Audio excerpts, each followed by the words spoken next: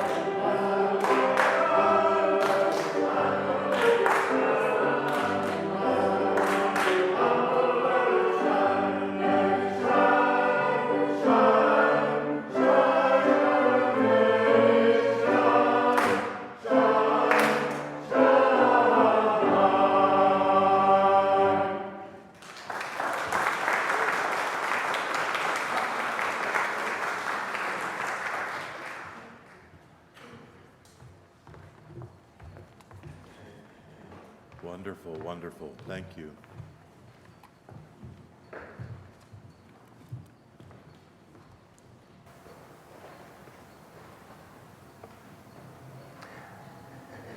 It's one of the more poignant stories that is told in the Gospels.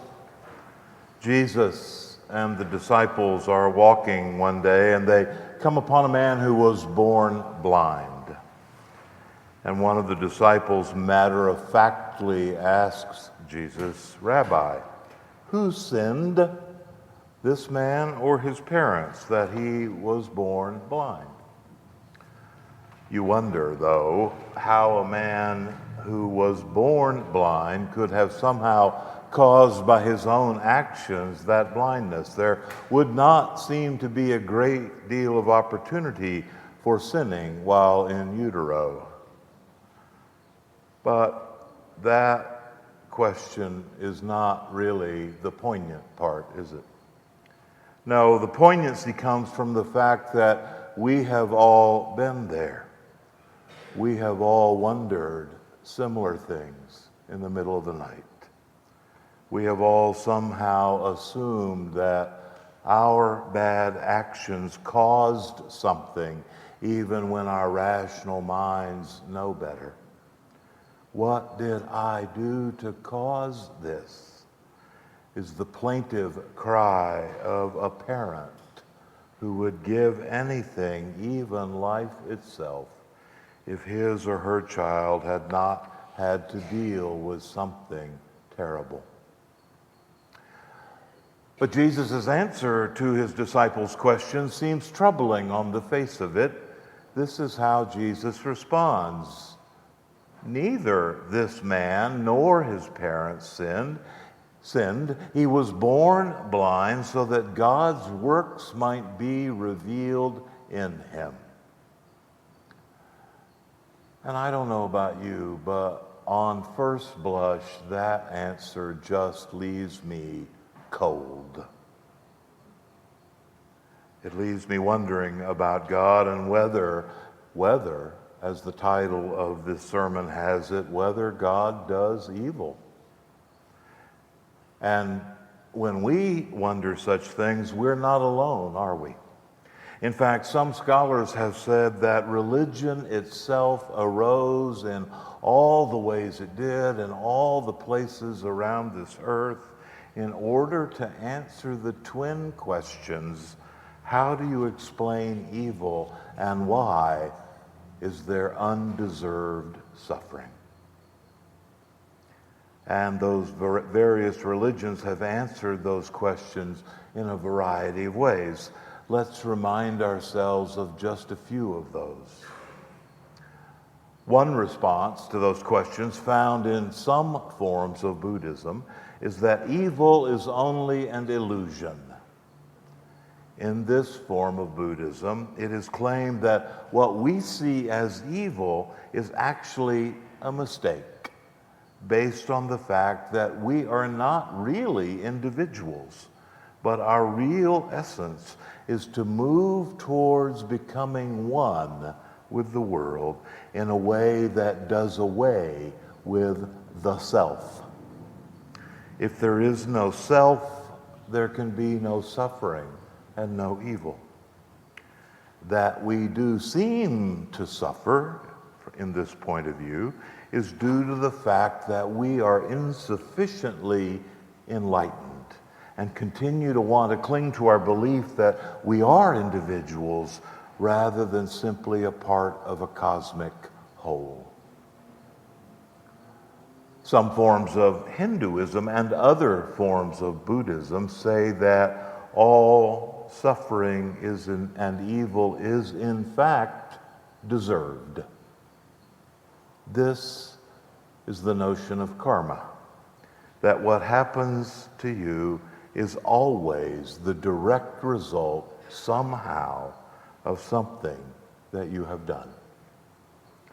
It would be as if Jesus had answered his disciples' question with, I don't know who sinned, but to be sure, somebody did, or the man wouldn't be blind.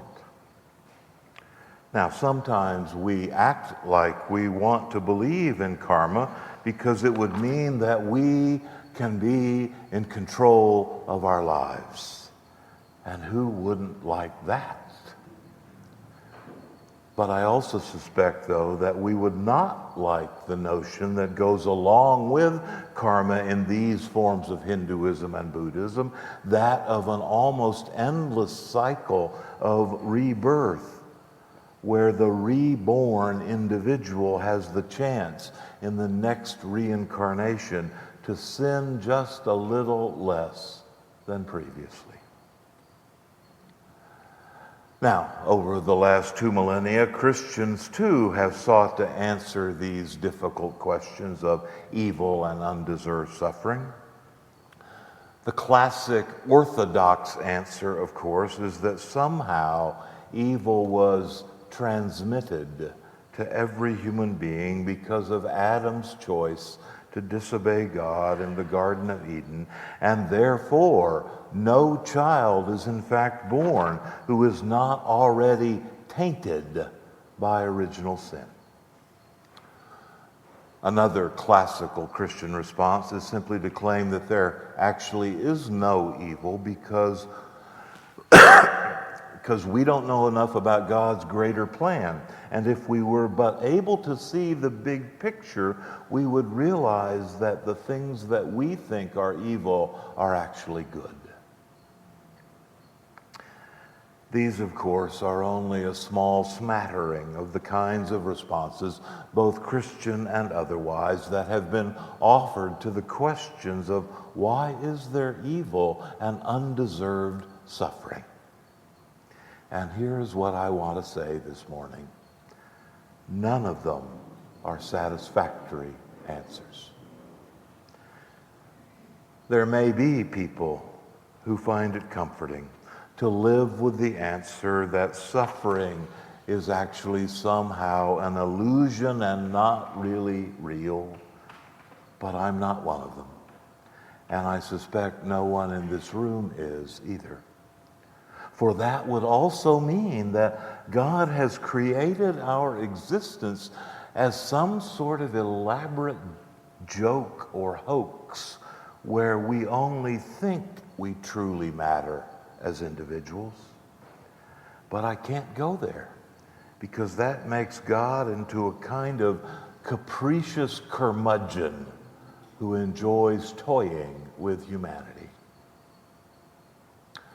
Nor do I find convincing the belief that the reason that we suffer is that we somehow deserve it, but that none of it matters really because we will be reincarnated into another in an almost endless series of lives with some vanishingly tiny prospect of escaping that cycle sometime in the infinite future. But this too would seem to make God into a trickster who allows us the illusion that this life that we are living is truly valuable and irreplaceable, and therefore what we do matters. But most troubling of all, it seems to me, is the whole notion of original sin. That says because of the supposed disobedience of a long ago ancestor, every evil that comes our way is in fact deserved. There are so many things wrong with this point of view. First of all, this notion of original sin uses a kind of biological or medical model to try to explain something that is most assuredly not biological or medical. There is no virus or bacteria that you can put under a microscope and say, aha, that's the original sin germ. To purport to use scientific mechanism to explain the fact that evil happens is simply pseudoscience, and is one of the things that gives Christians a bad name. Secondly, even if we dispense with the pseudo-medical or biological stuff and we grant the point, the poetic point behind the story of Adam and Eve in the garden, and that point is that human actions sometimes do have bad consequences that nobody intended, that explains nothing about natural evil. Earthquakes and tsunamis are not caused by any individual's choices. Most importantly, though, I want you to think through with me the implications for the understanding of God if somehow this idea of original sin were true. What it would mean is that every apparently undeserved evil that happens is in fact deserved, because that somehow what you did caused the tragedy, the illness, the evil, the suffering, because you are tainted from birth. Which means God set it up that way. It also leads to such awful statements that we all have heard, like, well, God wanted your child in heaven more than you needed him on earth. Or, God never gives you more than you can handle. I'll never forget the response of a grieving mother whose baby had died of SIDS, to whom a well-meaning friend had said just those words, and she tearfully responded, "Oh, I so very much wished then that I had been a weaker person, so my child would be alive." Let me say this. If we go down that road, we have to come to the conclusion that the answer to our sermon title's question this morning is yes, God does evil. In fact, to recur back to the scripture I opened with, Jesus' answer itself may give that impression. Neither this man nor his parents sinned. He was born blind so that God's works might be revealed in him. What sort of answer is that? Skeptics of Christianity might want to claim that any God who would decide to inflict such suffering on someone in order to show off is indeed a God who does evil and is not worthy of our worship. How might we respond to all this? How might we understand this troubling line on Jesus' lips? Well, I think we do so by keeping two things in mind. First of all, as I have said before, this world has been created by God in such a way that not only do you and I have free will and a degree of true power, but in some sense, every element of creation does as well. I believe that you and I truly do have the power to choose. And when we choose stupid or hurtful ways of behaving, whether to ourselves or to others, God doesn't stop us. We truly do have the power to make those choices. Otherwise, it's all a sham. And God is simply a puppet master who created us to think that we have free will, but we don't really. Yet, all of creation also has power, even as sometimes in the tiniest of ways. Why was the man born blind? We don't know medically, but we do know there was a physiological cause. Perhaps a virus exercised its power at a vulnerable point in utero. Perhaps a DNA strand went its own way. We don't know. But what we do know is that a creation where there is true power and freedom, a creation where everything, including you and I, have power and free will, means that we are privileged. On the one hand, we are privileged to experience such depths of incredible beauty that come from some of those acts of free will, and we are privileged to know the joys of having bodies that can taste and see and sing and love. Although I do confess, after several medical visits this past month, I also wish bodies came with extended warranties.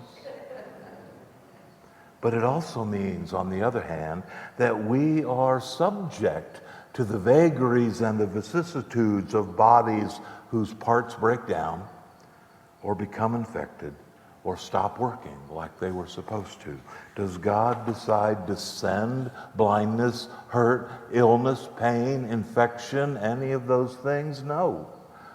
But those things are ever a possibility in a world that God truly made free.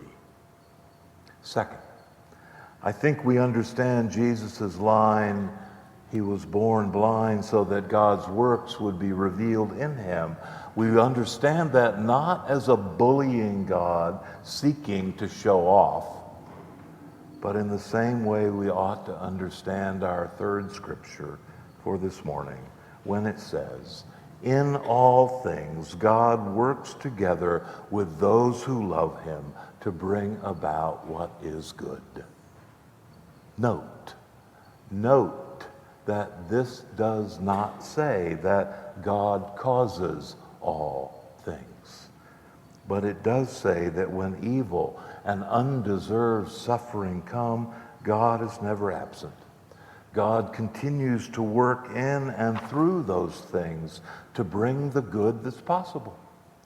So, instead of saying, God never gives you more than you can handle, which presumes that indeed God caused you the evil, we can instead say, God is always with you no matter what you have to handle. Thousands of years ago, our forefather in the faith, Joseph, learned this. Perhaps you recall the story. Joseph was the last born of Jacob, the baby of the family, his father's favorite. His father doted on him to the point of buying him this beautiful, expensive coat of many colors that was totally impractical for working in. Joseph's brothers resented him and made a terrible decision to sell Joseph into slavery to a passing band of Egyptian merchants and to tell their father that he was dead. And so they did. And Joseph was carried off in chains to Egypt, where a government official named Potiphar bought him. To make a long story short, in Potiphar's household, for the very first time in his life, something was expected of Joseph. Something was asked of him. He was not just the overspoiled golden child. Potiphar gave Joseph responsibilities and expected him to carry out his duties well. And Joseph began to flourish in ways that he likely never would have if he had stayed the pampered paternal pet. In fact, he was so effective, he rose to be the head of Potiphar's household. Everything was going wonderfully, but then Potiphar's wife made a serious charge against him, and as a result, he was put in prison. While in prison, Joseph became known as a skilled interpreter of dreams. And then when Pharaoh was very troubled by recurring nightmares, someone remembered Joseph.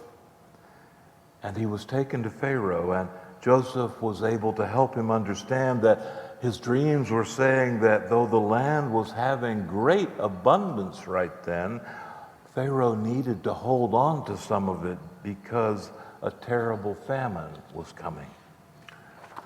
Pharaoh was so impressed with Joseph that he let him out of prison and made him his chief of staff, and Joseph was then able to store up enough surplus of that bountiful time that when the famine did come, Egypt became the breadbasket of the whole Mediterranean basin. Meanwhile, Joseph's brothers and father are starving to death in their land, and they finally come to Egypt to seek food and help. At the end of the story, they come to Joseph and apologize to him for all that they had done. And in some of what I think are the most poignant lines in all the Bible, Joseph said, "You meant what you did for evil. God used it for good." One pastor comments on this story this way. Listen to his words, quote, "In the story of Joseph, we are assured that even the most cruel of events have the potential to lead us to deeper springs of living water. How? We learn that God does not will hardship on us, but that God is with us in the midst of our hardship. Whatever happens, God abides always."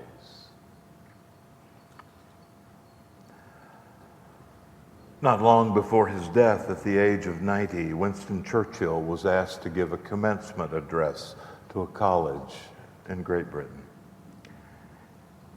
He was frail. He had to be helped up to the podium. He then hesitated and stood there so long without saying anything that folks began to wonder, is he all right?